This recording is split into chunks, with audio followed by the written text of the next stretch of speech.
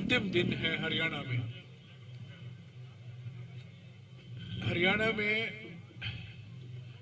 भारत जोड़ो यात्रा 8 दिन लगातार और 7 जिलों से गुजरा है। 8 दिन और 7 जिले, नूंह, गुरुग्राम, फरीदाबाद, पानीपत, करनाल, कुरुक्षेत्र और अंबाला। कुल मिलाकर हमने हरियाणा में 255 किलोमीटर कवर किया है। 255 किलोमीटर। तो अभी हम यहाँ अंबाला में रुके हुए हैं। आज दोपहर को भारत जोड़ो यात्रा नहीं होगा। यहाँ से हम पंजाब जाएंगे, सरहिंद में रुकेंगे रात को। कल सुबह फ्लैग ट्रांसफर होगा हरियाणा पीसीसी से पंजाब पीसीसी को, और कल से भारत जोड़ो यात्रा की शुरुआत पंजाब में। आज क्योंकि पंजाब में भारत जोड़ो यात्रा की शुरुआत के पहले राहुल गांधी जी आज दोपहर को स्वर्ण मंदिर जा रहे हैं। वहां 2.5-3 घंटे रुकेंगे, 2.5 घंटे रुकेंगे। और मैं समझता हूं, हम लोग सब समझते हैं कि पंजाब में भारत जोड़ो यात्रा की शुरुआत और अच्छी तरह से नहीं हो सकती थी जितना कि जब राहुल जी स्वर्ण मंदिर जाएंगे और आज दोपहर को ही 4 बजे तक वो सरहिंद लौट आएंगे। कल सुबह फ्लैग ट्रांसफर के बाद, जिसका डिटेल हमारे प्रभारी आपको देंगे, उसके बाद हम शुरू करेंगे पंजाब का भारत जोड़ो यात्रा। कल 11 तारीख है, पूरा दिन भारत जोड़ो यात्रा होगा। 12 तारीख को सुबह लगातार हम 25 किलोमीटर चलेंगे। आपने देखा है रोज हम 25 किलोमीटर चलते हैं, पर वो 25 किलोमीटर 2 चरण में होते हैं, सुबह 14 और दोपहर को और शाम को 11। पर 12 तारीख को हम लगातार 25 किलोमीटर चलेंगे। 1 बजे खत्म हो जाएगा। 12 तारीख के दोपहर को भारत जोड़ो यात्रा नहीं होगा और 13 तारीख को विश्राम का दिन है, क्योंकि लोहरी का त्योहार है। तो हम 12 तारीख दोपहर से ही विश्राम शुरू होगा। तो पहले ही मैं आपको जानकारी देना चाहता हूं, 12 दोपहर को और 13 भारत जोड़ो यात्रा नहीं होगा और 14 को हम फिर से शुरू करेंगे और 15 तारीख को राहुल जी की प्रेस वार्ता जालंधर में होगी। हरियाणा में भारत जोड़ो यात्रा के लिए बहुत विशेषताएं रही हैं। पानीपत का रैली बहुत उम्दा रैली था, जो जनता से हमें स्वागत मिला, महिलाओं से, युवकों से, वो भी बहुत उम्दा था। 3 खास मुलाकातें जो राहुल जी की हुई हैं, जय जवान पूर्व सैनिकों से, जय किसान संगठनों से और जय पहलवान स्पोर्ट्समैन से। हालांकि कल एक छोटा सा इंटरैक्शन जय विज्ञान से भी हुआ था, जो अंबाला के साइंटिफिक इंस्ट्रूमेंट्स के जो MSME हैं, उनकी भी मुलाकात राहुल जी से हुई थी। और किसान संगठनों का मुलाकात बहुत विशेष मायने रखता है। उनके ओर से 3 बहुत बड़े मुद्दे राहुल जी के सामने उन्होंने रखा। एक तो MSP का लीगल गारंटी होना बहुत जरूरी है, क्योंकि अभी निजी ट्रेड की भूमिका बढ़ रही है और वो MSP के जो दाम जिसमें खरीदते हैं वो MSP से कम है। दूसरी बात जो उन्होंने कही कि जो भूमि अधिग्रहण कानून यूपीए सरकार के समय में बनाया गया था सितंबर 2013 में, उसमें हरियाणा सरकार ने केंद्र सरकार की अनुमति के साथ साथ और राष्ट्रपति की अनुमति मिली है, उन्होंने कुछ संशोधन किए हैं, वो किसान के हित में नहीं है। तो उन्होंने मांग की कि जब कांग्रेस की सरकार आएगी हरियाणा में, याद रखिए मैंने कहा जब सरकार आएगी, मैंने ये नहीं कहा अगर सरकार आएगी, जब हमारी सरकार आएगी तब 24 का ही है जिक्र, जब 2024 में चुनाव जल्दी भी हो सकते हैं, वो अब कह नहीं सकते, इसलिए जब अगले चुनाव होंगे और हमारी सरकार बनेगी तब ये भूमि अधिग्रहण कानून में उन्होंने मांग की कि इसमें संशोधन लाना बहुत जरूरी है। और किसान संबंधित कई मुद्दे और बातचीत हुई। राहुल जी ने भी काफी लंबे इस चर्चा में भाग लिया और उन्होंने कहा कि कांग्रेस पार्टी और किसान संगठन के बीच में एक भागीदारी है, एक पार्टनरशिप है और हम हमेशा किसान संगठनों के साथ बातचीत करते रहेंगे। और जहां हमारी सरकारें हैं, आज हमारे 3 सरकार हैं, हिमाचल में, राजस्थान में और छत्तीसगढ़ में, वहां जो हमारी सरकारें हैं, जितना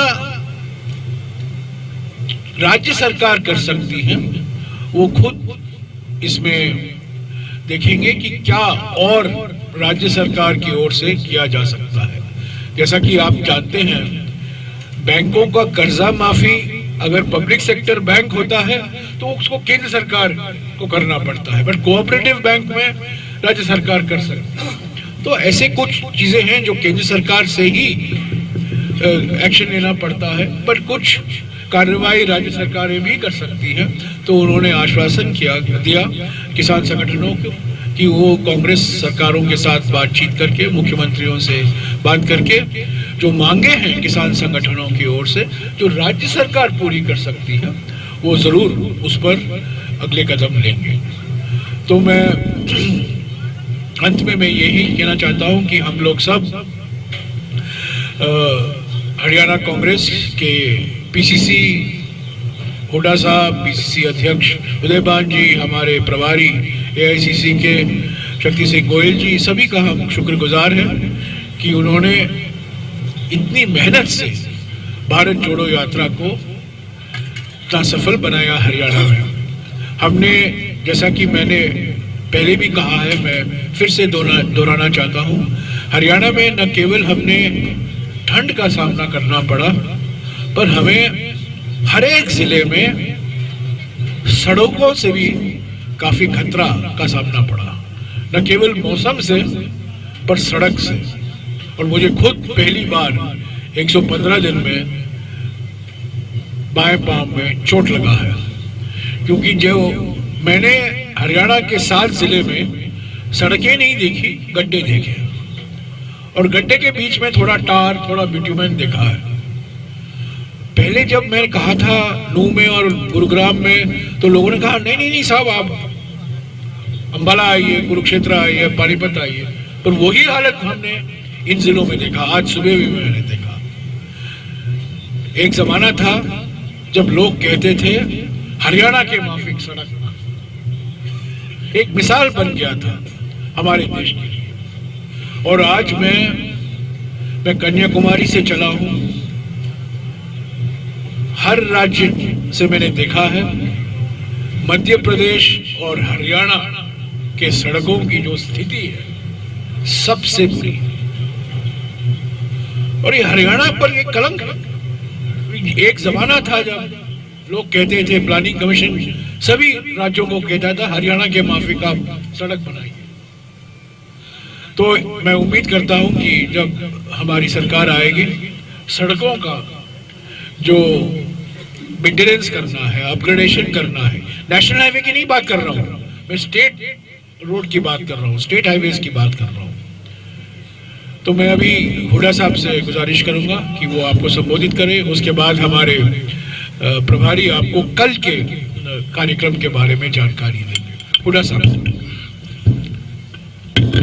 हमारे मीडिया के चेयरमैन जयराम जी और शक्ति सिंह जी इंचार्ज, वह सभी मेरे विधायक साथीगण, उपस्थित पत्रकार बंधुओं, देखिए जैसा कहा जयराम रमेश जी ने कि 8 दिन यहाँ हरियाणा में राहुल जी ने यात्रा चलाई और 7 जिलों में आए, और 7 जिले भी ऐसे आए, मतलब जो दिल्ली के बाद जो हम चले हैं, जहां हमारी पार्टी कमजोर रही पिछले चुनाव में, लेकिन लोगों का जो रेस्पॉन्स देखा है, जिस प्रकार से लोग उमड़ के आ रहे थे, तो मैं ये कह सकता हूं हर वर्ग, चाहे वो किसान, मजदूर, व्यापारी, कर्मचारी, बुजुर्ग हो, बच्चे हों, महिलाएं हों, हर वर्ग के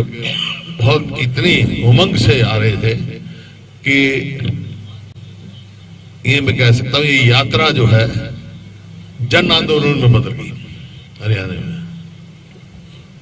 और ये बात बिल्कुल ठीक कही उन्होंने।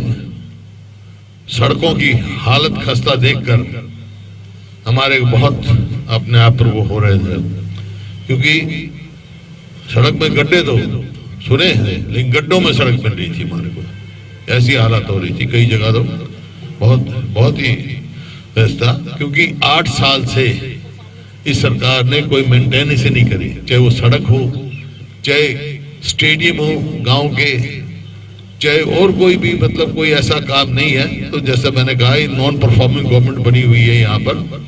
और जो मुद्दे जो हैं, जो हरियाणा 2014 में कांग्रेस के समय में प्रति व्यक्ति आय, प्रति व्यक्ति निवेश में नंबर 1 था पूरे देश में, आज बेरोजगारी में नंबर 1 हो गया है, 37.4 सीएम आएगी। तो हमारे हरियाणा के मुख्यमंत्री कहते हैं ये तो प्राइवेट संस्था है, लेकिन जब यूपी में चुनाव होता है तो अपनी एडवर्टीजमेंट में सीएमआई की रिपोर्ट देते हैं, गुजरात में देते हैं, हरियाणा में अब किस पे ये यकीन करेंगे।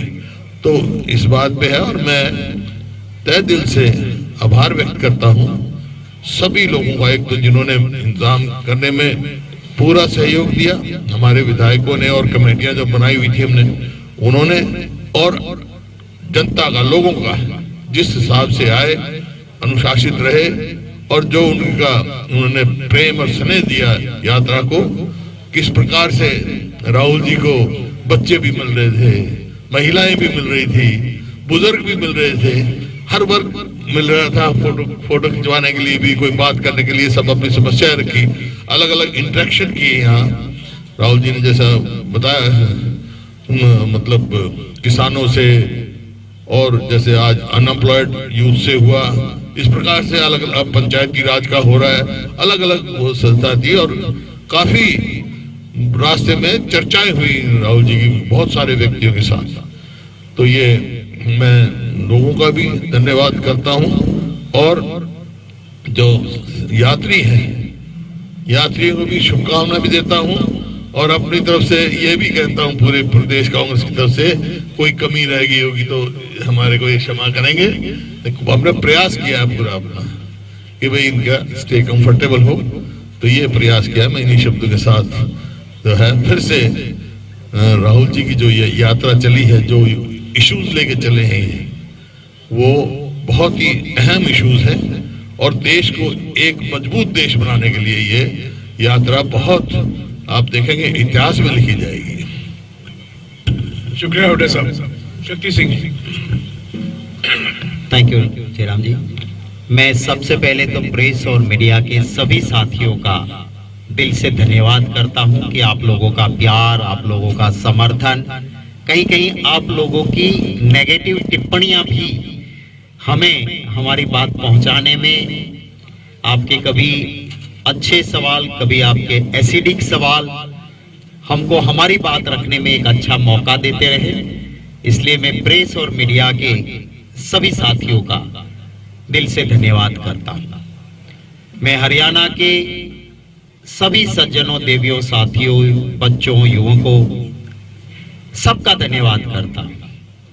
इस यात्रा को सफल बनाने में सबसे बड़ा श्रेय यहाँ की जनता का है कि जिन्होंने देखा एक पाक साफ नेता रोड पे चल के सच्चे मायने में एक तपस्या कर रहा है तो उसे साथ देना है। ये मान के लोग घरों से निकले। सुबह 6 बजे निकलना मुश्किल होता है। मुझे कहा गया था कि हरियाणा में महिला दिन मत करो, यहाँ तो महिलाएं निकलती नहीं, 6 बजे कौन निकलेगी।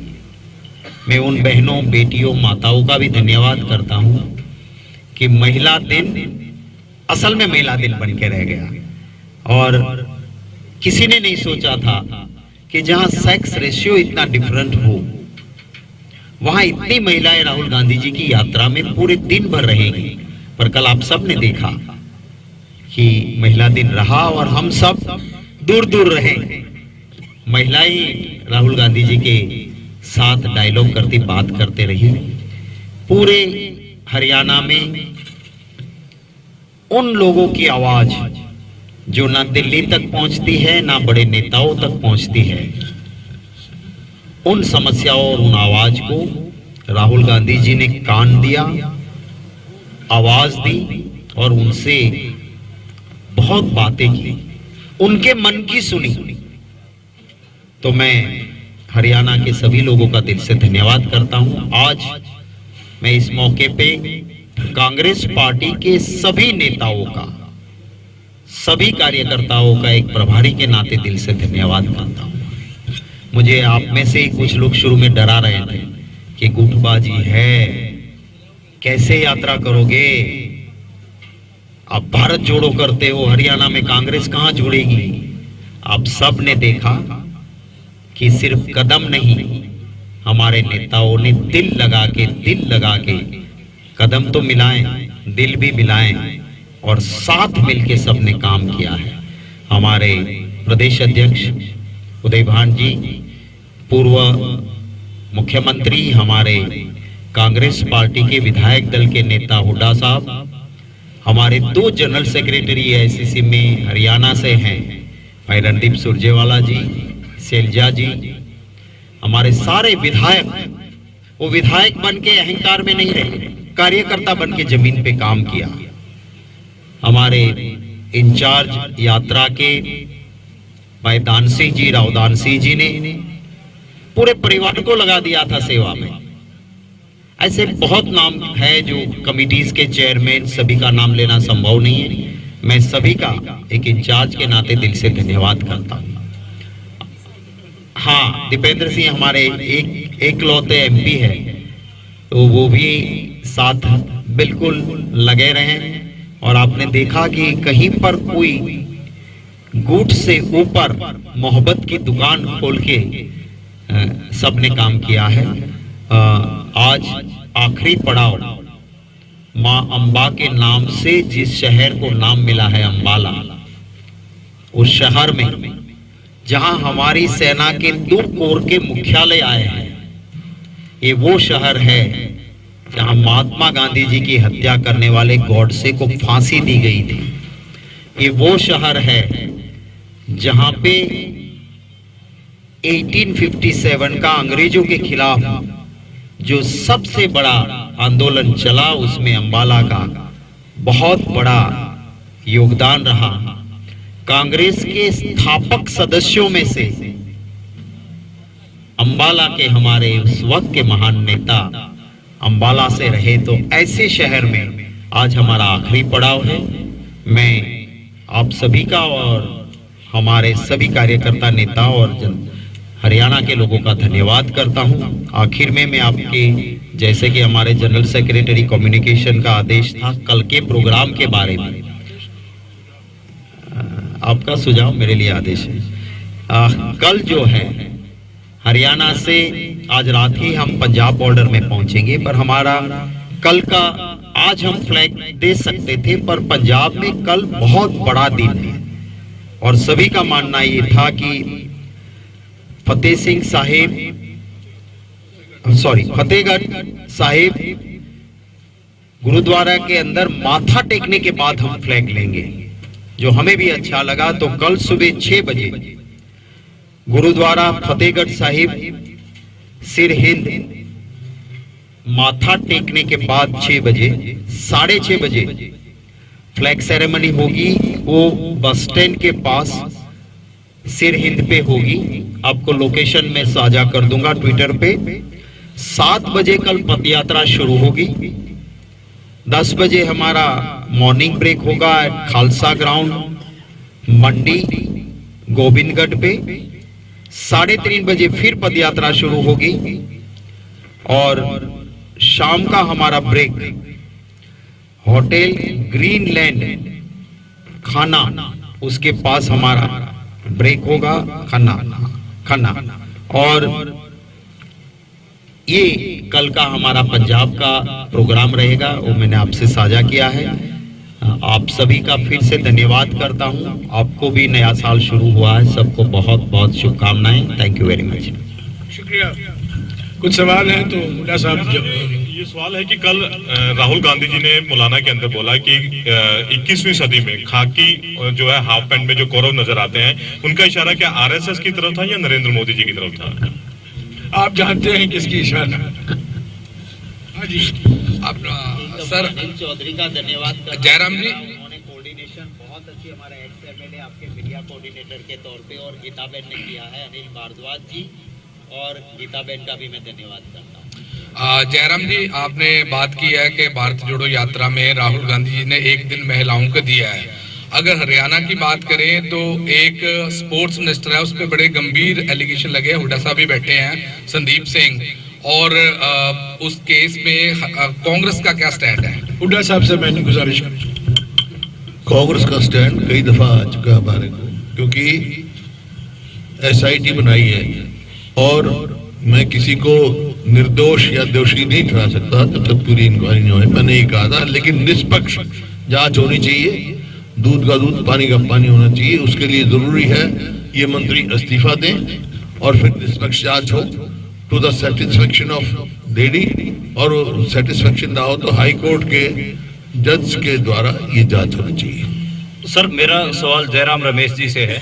सर, आपकी यात्रा का मकसद है वो नफरत दूर करना है, तो जिस समुदाय के खिलाफ सबसे ज्यादा नफरत फैलाई जा रही है, मतलब उसके खिलाफ इतनी नफरत फैलाई जा रही है कि वो दूसरे दर्जे का नागरिक आज बना दिया गया है, क्या वो समुदाय आपकी इस यात्रा से जुड़ाव महसूस कर रहा है? और अगर आप सत्ता में या फिर जब भी आप सत्ता में आए तो आपके पास ठोस एजेंडा क्या होगा उनको मेन स्ट्रीम में या फिर बराबरी का हक दिलवाने में? इनको जिस समुदाय के खिलाफ सबसे ज्यादा नफरत फैलाई जा रही है, उस क्या वो समुदाय आपसे नफरत भाषा के नाम पर फैलाई जा रही है, प्रांत के नाम पर फैलाई जा रही है, जाति के नाम पर फैलाई जा रही है, धर्म के नाम पर फैलाई जा रही है, कोई ठिकाना सब। जहां हमारे समाज में अनेकता है, उस अनेकता को उसका दुरुपयोग हो रहा है ताकि समाज बांटा जाए। हमारा काम है भारत जोड़ो यात्रा के माध्यम से ये संदेशा पहुंचाना कि कांग्रेस पार्टी जोड़ती है, तोड़ती नहीं है। कांग्रेस पार्टी ये मानती है, हमारे संविधान जब बना था तब हमारे संविधान के निर्माता ने कहा था यूनिटी इन डाइवर्सिटी, यानी कि अनेकता में एकता। भारत जोड़ो यात्रा का सिद्धांत है न केवल अनेकता में एकता, पर अनेकता से एकता। अगर आप अनेकताओं को दबाएंगे तो एकता कमजोर होगा। अगर आप अनेकताओं को सम्मान देंगे, आप अनेकताओं को स्वीकारेंगे, आप अनेकताओं का जश्न मनाएंगे, तब हमारी एकता भी मजबूत होगी। तो हमारी अनेकताओं को सुरक्षित रखना कांग्रेस पार्टी की प्राथमिक जिम्मेदारी है, हमेशा रही है और रहती रहेगी। हम किसी भी विचारधारा के खिलाफ लड़ेंगे जो हमारे अनेकताओं को इसलिए उपयोग करेगी ताकि हम समाज को बांटे, ताकि हमें चुनावी फायदा पहुंचे। धर्म के नाम पर, जाति के नाम पर, भाषा के नाम पर, किसी के आधार पर, मैं सिर्फ धर्म की बात नहीं करता हूं, क्योंकि जो नफरत फैलाई जा रही है कई तरीके, धर्म का भी दुरुपयोग हो रहा है, जाति का, भाषा का, तो अलग अलग चीजें हैं। एक बात स्पष्ट है भारत जोड़ो यात्रा से, जब राहुल जी बोलते हैं नफरत छोड़ो भारत जोड़ो, इसमें सब शामिल है, हर एक अनेकता इसमें शामिल है। सर मेरे दो सवाल हैं, एक हुड्डा साहब से और एक जयराम जी आपसे। दो सवाल है। एक हुड्डा साहब आपसे सवाल है, मुख्यमंत्री ने कल प्रेस कॉन्फ्रेंस की है और उन्होंने कहा है कि जो बेरोजगारी है वो 6% है, आप इस पर क्या कहते हैं? आप कहते हैं कि 37% बेरोजगारी और मुख्यमंत्री कहते हैं 6% बेरोजगारी। ये CMI की रिपोर्ट है और इसमें कोई दो राय नहीं। हरियाणा में आज बेरोजगारी पूरे देश में सबसे ज्यादा है। ये रिपोर्ट CMI की यूपी में कैसे ठीक हो जाती है, गुजरात में कैसे मान्य होती है? या तो वो ये कहें भी गुजरात और उसके भी आंकड़े गलत हैं यूपी के, तो ये कई दफा असेंबली में भी कैच करना। तो सीएम के जो आंकड़े हैं उसको कैसे देखते हैं? ये ऐसा है, ये CMI के आंकड़े ठीक है। जयराम जी एक सवाल आपसे है, पेट्रोल डीजल की आप बात करते हैं महंगा हो रहा है, लेकिन हिमाचल में आपकी सरकार आई और 3 रुपए पेट्रोल डीजल के रेट बढ़ा दिए गए। क्या सवाल क्या है? सर डीजल, आप लोग महंगाई के खिलाफ हैं और 3 रुपए डीजल आपकी सरकार बढ़ा देती है, क्या उससे महंगाई नहीं बढ़ेगी? तो आप हमारे मुख्यमंत्री से पूछिए ना, मुझे क्यों पूछ रहे हैं? सर आपकी यात्रा का मुद्दा है। हेलो,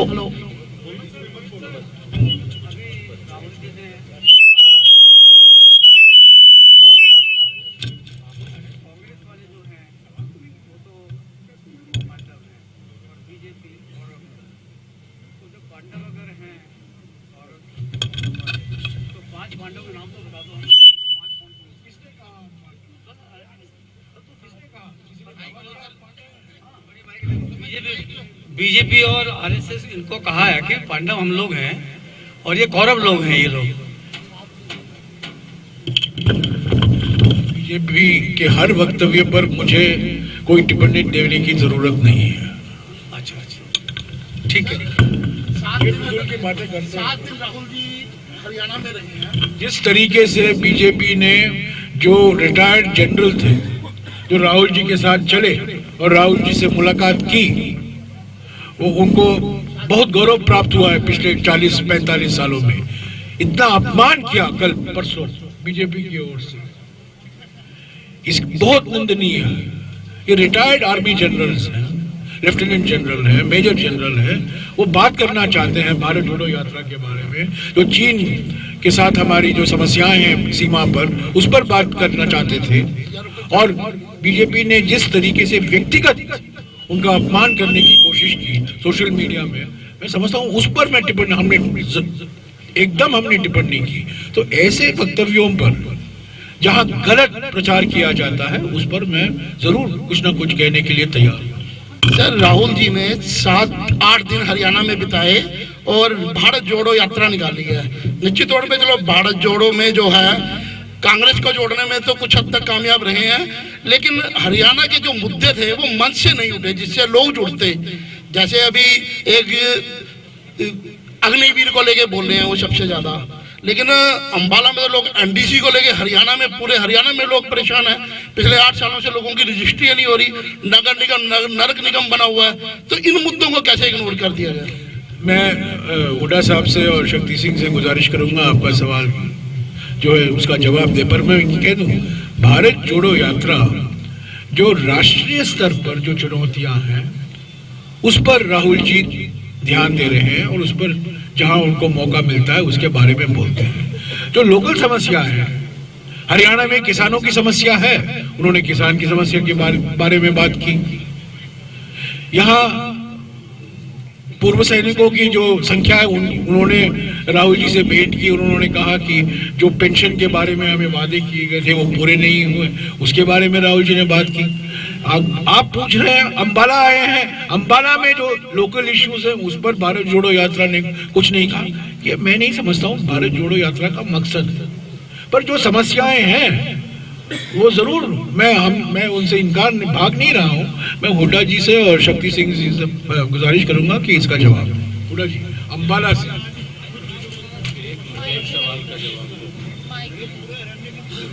ऐसा है, इस सवाल का जवाब तो कई बार हम दे चुके हैं। आप नहीं लिखोगे तो हम क्या करेंगे कि ये this government is most failed government, non performing government, most corrupt government. This is the reason for that. और जितनी पॉलिसी लेके आए हैं, चाहे ये परिवार पहचान पत्र है, चाहे आईडी वो है, या रोजगार कौशल रोजगार योजना है, सब जो है मतलब इनकी उससे करप्शन ही करप्शन हो रही है। जयराम जी, कई दफा कह चुका मैं, लिख दिया करो आप जी। जयराम जी सर, जयराम का जब आप अंबाला की बात करते हो तो यहाँ पे कापड़, टेक्सटाइल, चीनी, मिट्टी के बर्तन, इसके लिए अंबाला बहुत ही सुप्रसिद्ध है। और इन चारों में बीजेपी सरकार आने के बाद दिक्कतें आई हैं। चीनी के पैसे किसान बेचने के बाद, गन्ना बेचने के बाद कितने दिन बाद मिलता है आप खुद जानते हो, और कितना किसानों पे अत्याचार हुआ है, वो सब बात राहुल जी ने सबकी सुनी है।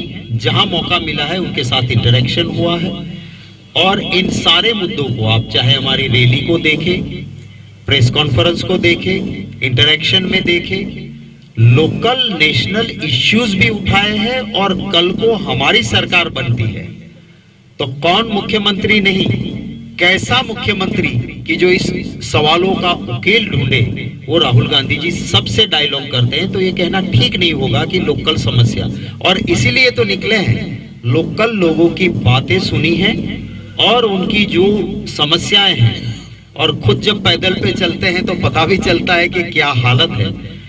जो आपके वहां कर्जा बढ़ा है वो भी लोगों ने खुद कहा है। पुलिस के जवान जो हो या महिलाएं पुलिस कांस्टेबल रस्सा लेके चल रही थी, हम कहते थे कि सॉरी आप लोगों को भी दिक्कत हो रही, बोले नहीं पूरा उठाएंगे, हम भी चाहते कि बहुत परेशान हो गए इस सरकार में। अब सरकार बदले, आपकी सरकार आए तो पुरानी पेंशन से लेके बहुत हमारा काम होगा। तो ये हालत है यहाँ की। Thank you. जयराम जी एक सवाल है सर, अभी लंच इंतजार कर रहा है। जयराम जी सर एक सवाल है, आप केंद्र सरकार की कमियां गिनवा रहे हैं पूरे देश में घूम के, राज्य सरकारों की भी गिनवा रहे हैं, आपकी भी 3 राज्यों में सरकारें हैं, तो आप उनके काम नहीं गिनवा रहे, कौन से काम अच्छे हैं जो बाकी सरकारों को कॉपी करने चाहिए, आपके काम करवाने चाहिए? ये वक्त नहीं है उसको गिनाने का, पर राजस्थान में अगर आपने देखा होगा, राजस्थान में जब राहुल जी थे, जब भारत जोड़ो यात्रा हम राजस्थान को गुजरे, जो राजस्थान सरकार के चिरंजीवी स्वास्थ्य बीमा योजना के बारे में हमने काफी, राहुल जी ने उस पर लंबी बात की और उन्होंने कहा कि दूसरों राज्यों के लिए ये मिसाल है। कई ऐसे कार्यक्रम हैं, पुराने पेंशन स्कीम है, छत्तीसगढ़ सरकार और राजस्थान सरकार ने लागू किया है। तो ये बात गलत है कहना कि राहुल जी ने ये बात नहीं उठाए हैं कि जो कार्यक्रम है, उल्लेखनीय कार्यक्रम है, योजनाएं हैं, कांग्रेस की सरकारों जो चला रहे हैं, उनकी बात हमने नहीं की। उनका समस्या यही है कि आप लिखते नहीं हो उसके बारे में, आप उनके बारे में लिखते नहीं हो। नीति आयोग तो कोई श्रेय देता नहीं है। एक जमाना हुआ करता था जब प्लानिंग कमीशन था, योजना आयोग था, वो किसी भी सरकार में अच्छा काम हो रहा था तो वो कहता था ये अच्छा काम है। अब तो नीति आयोग तो प्रधानमंत्री कार्यालय का एक डिपार्टमेंट बन गया है। तो अगर राजस्थान सरकार में चिरंजीवी स्वास्थ्य बीमा योजना है, और आपको आश्चर्य होगा, राजस्थान एकमात्र ऐसा राज्य है जहां 10 लाख रुपए तक सरकारी अस्पताल में मुफ्त इलाज मिलता है इंश्योरेंस के माध्यम से। सरकार सारा खर्चा का बोझ सरकार पर आता है, 10 लाख तक, और 10 में से 9 नागरिक राजस्थान में कवर है चिरंजीवी स्वास्थ्य बीमा योजना। ये और किसी भी राज्य में नहीं है। इन्होंने मुझे याद दिलाया ओल्ड पेंशन स्कीम के बारे में। न्याय योजना है छत्तीसगढ़ में, कई कार्यक्रम है। गैस सिलेंडर का की जो घोषणा की गई, 500 रुपया सीमा होगा गैस सिलेंडर का दाम। अशोक गहलोत जी ने भारत जोड़ो यात्रा के आखिरी मीटिंग अलवर में इसकी घोषणा की। तो ये सरकार तो इसका ध्यान करती ही नहीं है, हमेशा आलोचना करती रहते हैं। वास्तविकता यह है कि राजस्थान, छत्तीसगढ़, हिमाचल तो अभी सरकार अभी आई है, पर राजस्थान और छत्तीसगढ़ में, और जब हमारी सरकार थी मध्य प्रदेश में जो गिराया गया, मार्च 2020 में उस सरकार ने भी बहुत ऐसे काम किए हैं जो दूसरे राज्यों के लिए एक मिसाल है, खास तौर से कर्जा माफी जो कमलनाथ की सरकार ने मध्य प्रदेश में किया था। Thank you. क्या है, क्या है, बोलिए बोलिए, क्या है?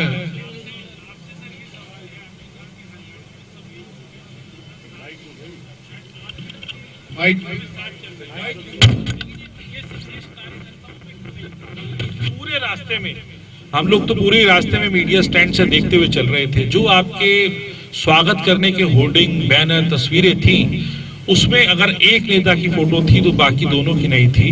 अगर किसी एक की होती तो गलत कार्यकर्ताओं तक संदेश क्यों नहीं? आपने गलत है, आपने पूरा देखा नहीं है। तो सब देखा मैंने। देखिए इसका एक सेकंड भैया, एक सेकंड इसका जवाब तो दे दे। देखिए आप सब ने पूरे होर्डिंग्स देखे होंगे। हमारे वहां कोई डिक्टेटरशिप नहीं है, इंटरनल डेमोक्रेसी नहीं है, अंदरूनी लोकतंत्र है। पर आपने ऊपर देखा होगा कि हर नेता का सर्कल में सबने फोटो लगाने की कोशिश की। हाँ, होता है राजनीति में, मेरे साथ 10 लोग जुड़े हैं, उनका उत्साह होता है कि राहुल जी का फोटो तो मेन रहा, पर मेरा फोटो डालेंगे। पर बीसीसी सीएलपी लीडर्स के फोटो हर ऊपर बैनर में रहे।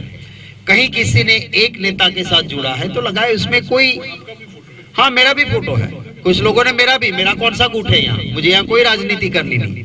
मैंने पहले ही दिन कहा था कि ना मेरा जिंदाबाद होगा ना मेरा फोटो होना चाहिए, फिर भी लोग लगाते हैं। मैं कहता हूं कि राहुल गांधी जी जिंदाबाद में सबका जिंदाबाद आ जाता है, कांग्रेस जिंदाबाद में शक्ति सिंह आ जाता है अंदर। राहुल जी का फोटो आ गया, हमारा सिंबल आ गया, खड़गे जी का फोटो, सोनिया जी का आ गया, तो मैं उसमें समाविष्ट हूँ। पर फिर भी कार्यकर्ता का एक जोश और उत्साह होता है। कदम से कदम कार्यकर्ता ने भी मिलाया है, नेताओं ने भी मिलाया है। हमारे वहां डिक्टेटरशिप नहीं है कि हरेन पंड्या ने एक लफ्ज मोदी जी मुख्यमंत्री थे वो बोले, पॉलिटिकली उसका कत्ल नहीं हुआ, माने जब तक उसका टिकट काटा नहीं, मोदी जी ने कहा मैं नॉमिनेशन नहीं करूंगा, और उसके बाद हरेन पंड्या की फिजिकल हत्या हुई। हरेन पंड्या जी कहते थे कि मेरे बेटे का कातिल यही है। तो ये वहां होता है, हमारे वहां इंटरनल डेमोक्रेसी है। थैंक यू सर इधर रमेश जी, सर इधर सर खाते खाते सर एक क्वेश्चन। सर आपकी पार्टी ने